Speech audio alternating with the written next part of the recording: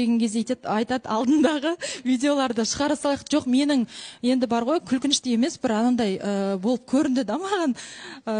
Жай ғана сияқты болып көрініп қалды негізінде ше. Көрейік. Жоқ, оны мен жібердім, алдындағыларын жіберген. Алдындағы деген қашан? Сол 3 күн бұрын. Көрейік. Ақтамағынан бір скетчі.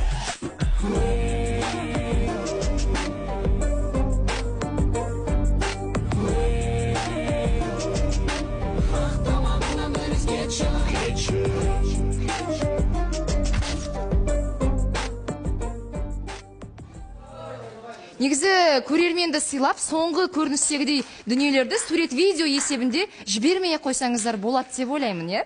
Ас ішу бері тұрсын, одан да екеуіңіздің тамақ ішіп отырғаныңызды қарасақты сөл бөлінсе де соны тамашалаған дұрыс. Өйткені соңғысында түк мағына жоқ, жай ғана құшақтасып отырсыздар, сіздер я жұп емессіздер әлі. Тағы да сол ескерту. Барлықтарыңызға жалпы, я? Олай жабысып отырған сурет видео ол халыққа да қызық емес, ол бізге де керек емес. Қызық болсын, ойнап, күліп, серуендеп қайтқан дүниелеріңіз болса мейлі екен. Бірақ мынау енді керек емес. Дұрыс айтасыз, сіздің сөзіңізге мен қосыламын.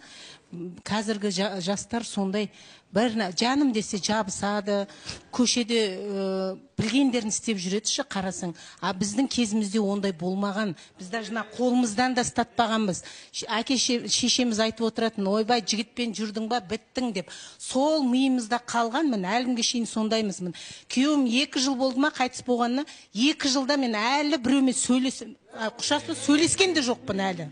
Мені, Диана ханым. Қой, ертең шешеміздің артына сөз келеді ма, тағы да бір нәрсе болады ма? Алматыда 500 километр жүрсем де, мен әке шешемді ойлайым да жүрем мысалы. Сендер не ойлайсыңдар, мен білмеймін. Қай миларыңмен ойлап жүресіңдер?